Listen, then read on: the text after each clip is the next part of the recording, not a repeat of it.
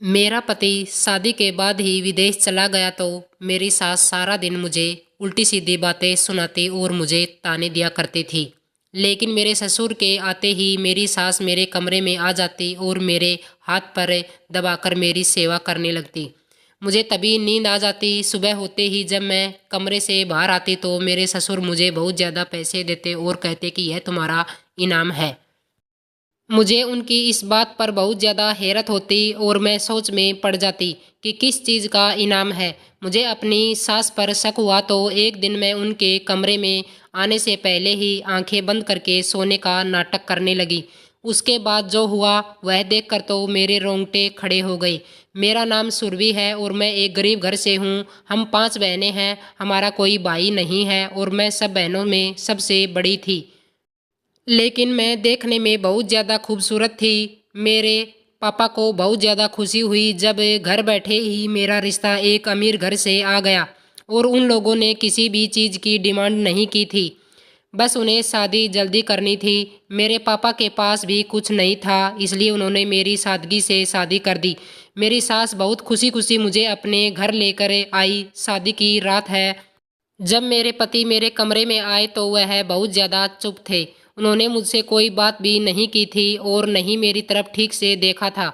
बस इतना कहने लगे कि मैं एक प्रैक्टिकल किस्म का इंसान हूँ, मुझे रोमांस पसंद नहीं। मैंने भी उनसे कुछ नहीं कहा। मैंने सोचा कि समय के साथ मैं उनको जान जाऊंगी। मेरी सास और ससुर का बर्ताव मेरे साथ बहुत अच्छा था। लेकिन शादी के कुछ दिनों बाद ही मेरे पति विदेश चले गए। उनके जाने के बाद मुझे पता चला कि मेरी सास एक बहुत खतरनाक औरत है।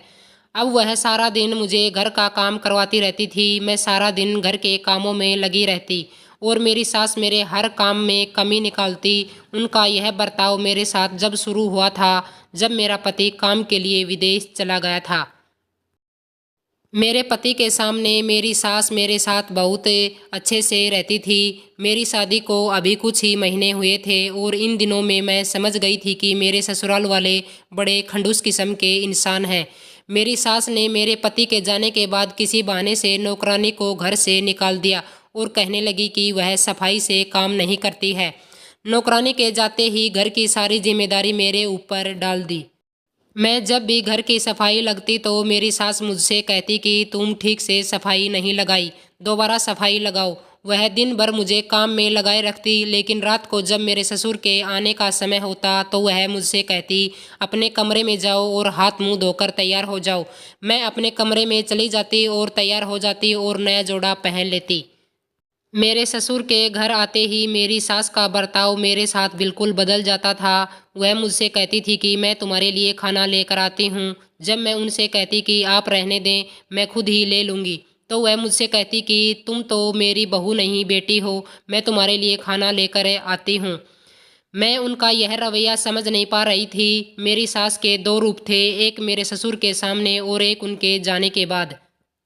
दिन में तो वह एक जालिम सास की तरह रहती थी और शाम को जब मेरे ससुर काम से घर वापस आते तो वह मेरे आगे पीछे घूमने लगती थी, मुझे चाय बना कर देती। मैं नहीं जानती कि इस बात के पीछे क्या राज था, लेकिन जब यह राज मेरे सामने खुला तो मेरे पैरों तले से जमीन निकल गई। वह मेरे ससुर के आते ही मुझ पर मेहरबान हो जाती।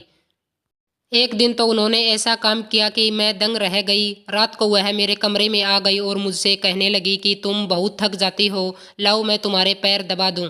यह सुनकर तो मैं हैरान परेशान हो गई। मैं अपनी सास को हैरत से देखने लगी। मैंने कहा, नहीं, आप यह क्या कर रही हैं? मुझे कुछ नहीं हुआ है, मैं बिल्कुल ठीक हूँ। मैं आपसे अपने पैर नहीं दबा सकती।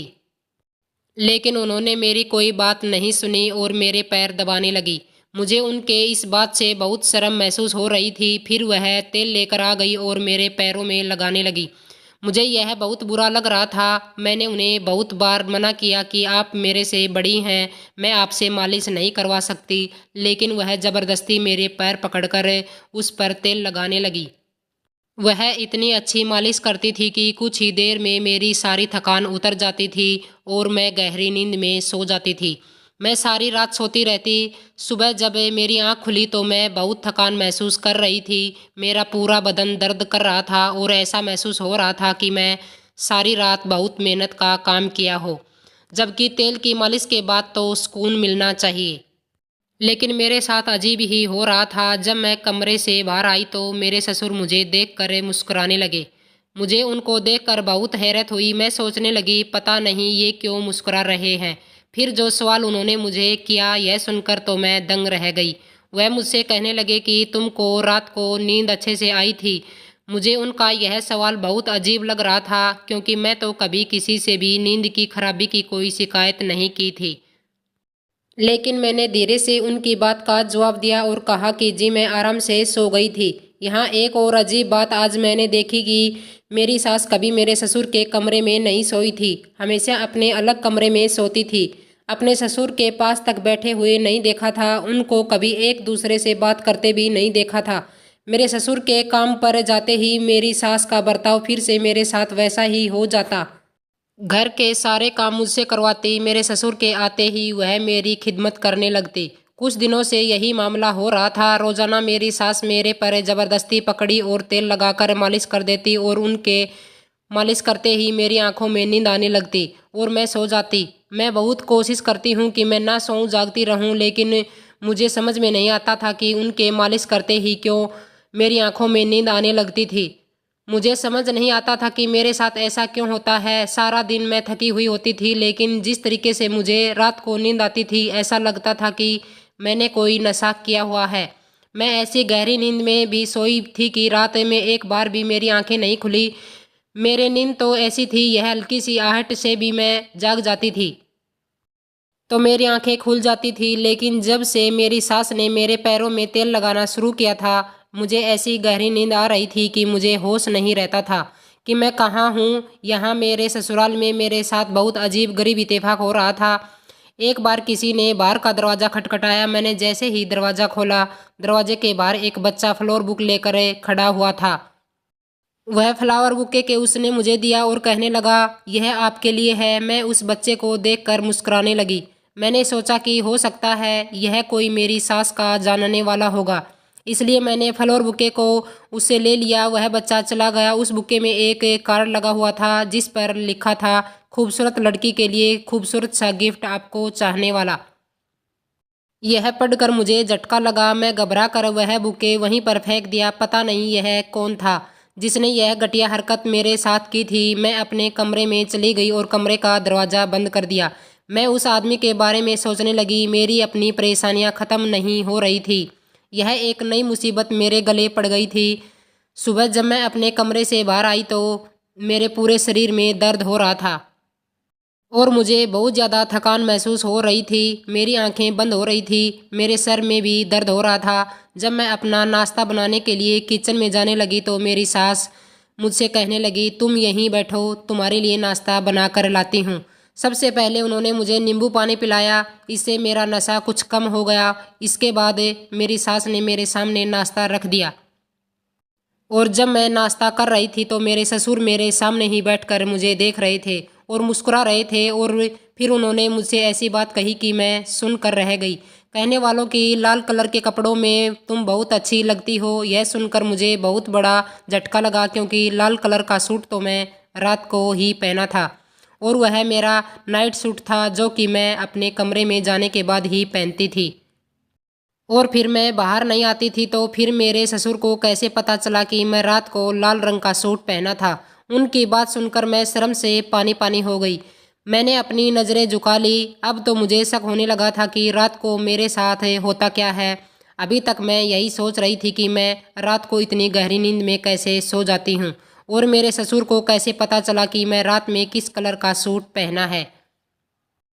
मैं इसी बात में उलझी हुई थी कि मेरे साथ एक और अजीबोगरीब हरकत हुई जिसने मेरे होश उड़ा दिए। मैं किचन में बर्तन धो रही थी कि मुझे महसूस हुआ कि कोई मुझे देख रहा है। मैं किचन में इधर उधर देखा तो वहाँ पर कोई भी नहीं था, लेकिन मुझे ऐसा महसूस हो रहा था कि ज़रूर मुझे कोई चुप कर देख रहा है। मैं परेशान हो गई, पता नहीं कौन है जो मुझे देख रहा है और कहाँ से देख रहा है। हमारा किचन घर के आंगन में ही था और हमारे घर के आसपास भी बहुत सारे घर थे। हमारे घर के सामने वाले घर से हमारा किचन साफ नज़र आता था। औरत की फितरत होती है कि वह अपने ऊपर उठने वाली नज़र को ढूंढ ही लेती है। मैं किचन से बाहर आई, मैं आसपास के घरों में देखा, फिर मैं सामने वाले घर की तरफ देखा तो वहाँ एक खिड़की खुली हुई थी। वहाँ से मुझे कोई दूरबीन से देख रहा था, क्योंकि वह दूरबीन मैंने अपनी आंखों से देखी थी। जैसे ही मेरी नज़र उस पर पड़ी तो वह वहाँ से हट गया और खिड़की पर पर्दा डाल दिया। वह जो कोई भी था मुझे ही देख रहा था, और जब मेरी नज़र उस पर पड़ी तो वह मुझे देखकर वहाँ से फ़ौरन हट गया। एक तरफ तो मैं अपने ससुर की बातों से और सास की हरकतों से परेशान थी, और दूसरी तरफ पता नहीं यह कौन अनजान आदमी था जो मुझे छुप कर देख रहा था।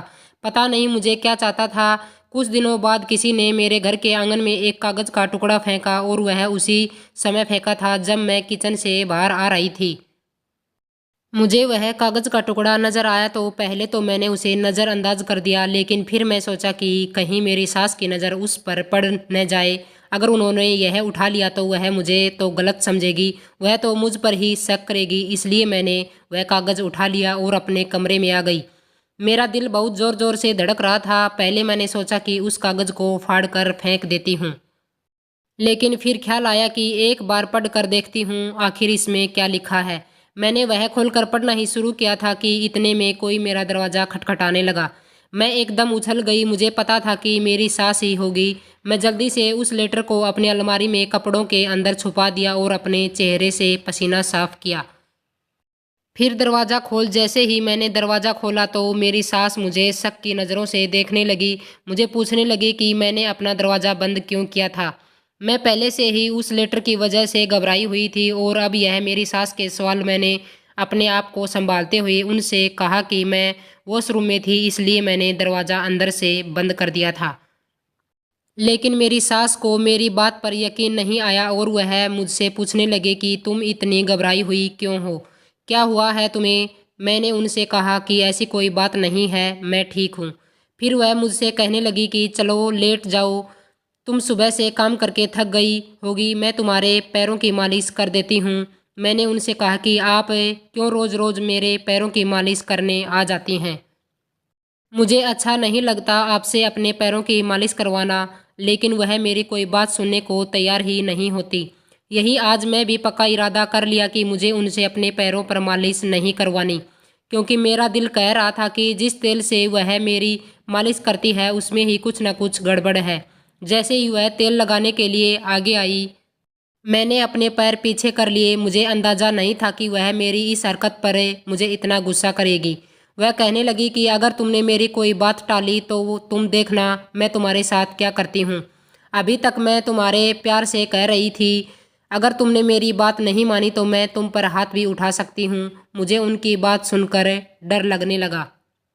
मैंने अपने पैरों को आगे कर दिया और वह मेरे पैरों की मालिश करने लगी। हर बार की तरह उनके मालिश करते ही मुझे नींद आ गई, और मैं अपनी ज़िंदगी से बहुत परेशान हो गई थी। सुबह जब उठकर अपने कमरे से बाहर आती तो मेरे ससुर के सवाल मुझे परेशान करने लगते थे। कभी वह मुझसे कहते कि तुम आज बहुत खूबसूरत लग रही हो, तो कभी कहते कि तुम्हारे खुले हुए बाल बहुत अच्छे लगते हैं। मुझे उनकी यह बातें बहुत ज़्यादा परेशान कर रही थी, लेकिन मैं किसी से कुछ कह नहीं सकती थी। कभी कभी तो मैं अपने कमरे में जाकर रोने लगती। जब से मेरा पति विदेश गया था उसने एक बार भी मेरी खबर नहीं ली थी। मेरे पास मोबाइल भी नहीं था जो मैं उनसे कांटेक्ट कर लेती। जब मैं अपनी सास से कहती कि मेरे पति से मेरी बात करा दो तो वह मुझसे कहती कि वह काम में लगा हुआ है, अभी तुमसे बात नहीं कर सकता। मेरी शादी को 5 महीने हो चुके थे, लेकिन मेरे पति ने अभी तक एक बार भी मुझसे बात नहीं की थी। शाम को जब मैं सब काम से फ्री होकर अपने कमरे में आती तो सोचने लगती, पता नहीं मेरा पति कैसा इंसान है कि मुझसे बात भी नहीं करता। क्या उसे कभी मेरा ख्याल नहीं आता। यही सब सोच रही थी कि अचानक से मुझे उस लेटर की याद आ गई। मैंने उठकर अपने कमरे का दरवाज़ा बंद किया और अलमारी से वह लेटर निकालकर पढ़ने लगी। उसे पढ़कर तो मेरे होश उड़ गए। उसमें लिखा था कि वह मुझे पसंद करता है। मैं बहुत बड़ी मुसीबत में फंस चुकी थी। वह कह रहा था कि वह मुझे हर समय अपनी खिड़की से देखता रहता है और उसे मेरी हालत पर बहुत तरस आता है। मेरी हालत के बारे में कैसे जानता था, उसे कैसे पता चला कि मैं किसी मुसीबत में हूँ। ना चाहते हुए भी मेरी आंखों से आंसू बहने लगे। मेरे माँ बाप बहुत गरीब थे। मेरी और भी छोटी बहनें थी, इसलिए मेरी माँ ने मुझे समझा कर भेजा था कि मैं कभी भी अपने ससुराल वालों से लड़कर घर वापस नहीं आऊँ, क्योंकि उनके ऊपर अभी मेरी और बहनों की भी जिम्मेदारी थी। इसलिए मैं अपने मायके भी वापस नहीं जा सकती थी। मेरे पास कोई नहीं था जिससे मैं अपना काम कर सकती थी। मेरे ससुर की बातों से जो ख्याल मेरे दिल में आ रहे थे वह बहुत ज़्यादा गलत थे। इस समय मैं बहुत तकलीफ में थी और जो कोई भी मेरी परेशानी समझ लेता और दो बोल मुझे तसल्ली के बोल देता, उसे मैं अपना समझ लेती। न चाहते हुए भी मैं किचन से बाहर निकल कर आंगन में खड़ी हो गई और उस खिड़की की तरफ देखने लगी। सामने खिड़की का पर्दा हटा हुआ था, वह आदमी दूरबीन से मुझे देख रहा था। मैंने अपने आंसू साफ किया और अपने कमरे में चली गई। ऐसी हालत में मुझे अपने पति की बहुत ज़्यादा ज़रूरत थी, लेकिन वह मेरे पास नहीं था। वह तो शायद मुझे भूल ही गया था। अगले दिन फिर मुझे एक कागज़ का टुकड़ा आंगन में पड़ा हुआ मिला। मैंने वह उठकर पढ़ा तो उसमें लिखा हुआ था कि रात को अपनी छत पर आ जाना। लेकिन मैं रात में छत पर नहीं जा सकती थी। मैं बहुत बड़ी मुसीबत में फंस चुकी थी। मेरी सास तो रात को भी मेरा पीछा नहीं छोड़ती थी। एक बार जब मैं अपनी सास के कमरे की सफाई कर रही थी तो मैं उनकी अलमारी खुली हुई देखी। मैं उनकी अलमारी की तरफ बढ़ी। जैसे ही मैंने उनकी अलमारी खोली, एक फाइल आकर मेरे पैरों में गिर गई। मैंने उठाकर देखा तो उसमें घर के कुछ कागजात थे और एक तलाकनामा भी था। अभी मैंने उसे पढ़ा नहीं था, मैं सिर्फ उसे देख रही थी। इतने में मेरी सास कमरे में आ गई।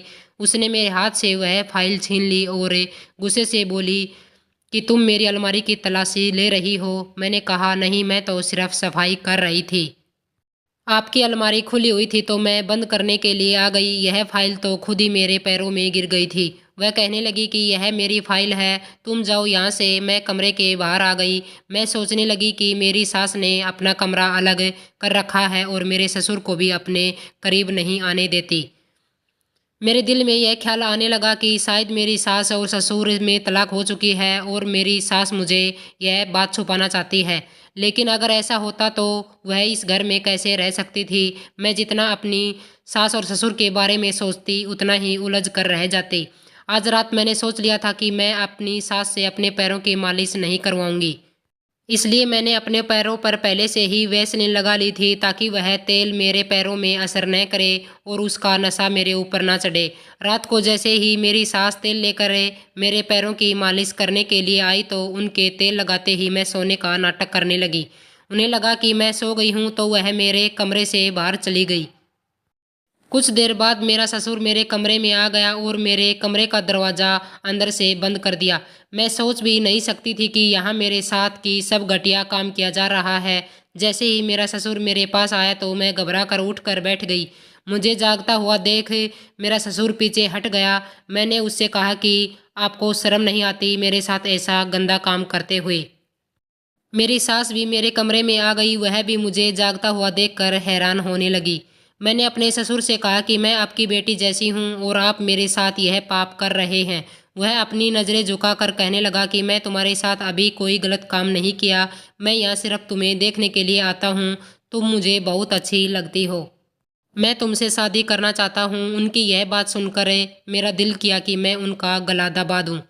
मैंने कहा आपको बिल्कुल भी शर्म नहीं आ रही ऐसी बातें करते हुए। मैं आपके बेटे की पत्नी हूँ। इस बात पर मेरी सास ने मेरे ससुर को कमरे से बाहर भेज दिया और मुझसे कहने लगी कि कौन सा बेटा और किसकी पत्नी, वह तो कब का तुम्हें छोड़कर जा चुका है। मैंने उसे तुम्हारी शादी इसी शर्त पर करवाई थी कि वह तुम्हारे साथ नहीं रहेगा। वह तो बाहर विदेश में ही शादी कर चुका था, लेकिन मुझे अपने घर में एक मुफ्त की नौकरानी चाहिए थी। इसलिए मैंने ऐसा घर ढूंढा जिसके घर वाले अपनी बेटी को ससुराल वालों की हर जागती सहने को मशहूर देते हैं। तुम्हारे माँ बाप भी ऐसे ही थे, इसलिए मैंने अपने बेटे की शादी तुमसे करवा दी और जब वह वापस जाने लगा तो तुम्हारे लिए वह डिवोर्स पेपर छोड़ गया था। और यह बात मैंने तुम्हें इसलिए नहीं बताई थी क्योंकि मैं तुम्हारे बारे में कुछ और सोच चुकी थी। अब मेरा पति तुम्हारा ससुर नहीं है। तुम्हारी शादी अपने पति से करवा दूंगी। मेरे पति के दिमागी हालत ठीक नहीं है। वह जो चाहता है वही करता है। सारी जिंदगी उसने मुझे मारा पीटा और अब तुम उसे पसंद आ गई हो। मैं तुम्हारी शादी उससे करवा दूंगी और अपनी ज़िंदगी सुकून से गुजारूंगी। ज़िंदगी भर जो तकलीफ़ है इसने मुझे दी है अब वह तुम सहोगी और तुम्हारे पास वापसी का कोई भी रास्ता नहीं है। यह कहकर मेरी सास मेरे कमरे से चली गई। मेरा पति मुझे तलाक दे चुका था और मुझे इस बात की कानो कान खबर भी नहीं थी। अब मैं इस घर में कैसे रह सकती थी? मैं किसी भी सूरत में इस घर में नहीं रहूंगी। मुझे सारी जिंदगी की गुलामी और तकलीफ बर्दाश्त नहीं करनी। मैंने अपना सामान उठाया और कमरे से बाहर निकलने लगी। जैसे ही मैंने दरवाज़ा खोलने की कोशिश की तो दरवाज़ा बाहर से लॉक था। मैंने दरवाज़ा खटखटाया तो मेरी सास कहने लगी कि जब तक मैं तुम्हारी शादी अपने पति से नहीं करवा देती तुम इस कमरे में ही बंद रहोगी। यह सुनकर मेरे पैरों तले से ज़मीन निकल गई थी। मैं ऐसा किसी भी हाल में नहीं कर सकती थी। मैंने अपनी सास से मना कर दिया। मैंने कहा कि दरवाज़ा खोलो, मुझे यहाँ से जाने दो। मेरी सास ने कहा कि तुम्हें हर हालत में मेरे पति से शादी करनी पड़ेगी, वरना मैं तुम्हें इसी कमरे में भूखी प्यासी रखूँगी। मैंने अपनी सास से बहुत मिन्नतें की लेकिन उन्होंने मेरी कोई बात नहीं सुनी। मैं रात भर अपने कमरे में रोती रही। अचानक मेरे दिमाग में उस आदमी का ख्याल आया जो हमारे घर के सामने से अपनी खिड़की से मुझे देखा था। मैं अपने कमरे की खिड़की खोलकर वहां खड़ी हो गई। मैंने देखा कि सामने की खिड़की भी खुली हुई थी और कमरे में भी रोशनी थी। मुझे एक उम्मीद की किरण नजर आई। मैंने सोचा कि हो सकता है यह आदमी ही मेरी मदद करे। मैंने उस आदमी के सामने अपने हाथ जोड़े उसे इशारे से कहा कि मेरी जान बचा लो। मेरे पास बस यही एक चारा था। कुछ देर बाद ही मेरे कमरे का दरवाज़ा खुला और बाहर पुलिस मौजूद थी। वह आदमी मेरी बात समझ गया था। मैंने पुलिस को सब बता दिया। पुलिस मेरे सास ससुर को पकड़ कर ले गई। मैं अपने मायके में वापस आ गई। कुछ दिनों बाद ही उस आदमी ने मुझसे शादी कर ली जिसने मेरी मदद की थी। अब मैं इसके साथ ही खुशहाल ज़िंदगी गुजार रही हूँ। दोस्तों, आपको यह कहानी कैसी लगी कमेंट करके ज़रूर बताएं और वीडियो को लाइक शेयर सब्सक्राइब करें।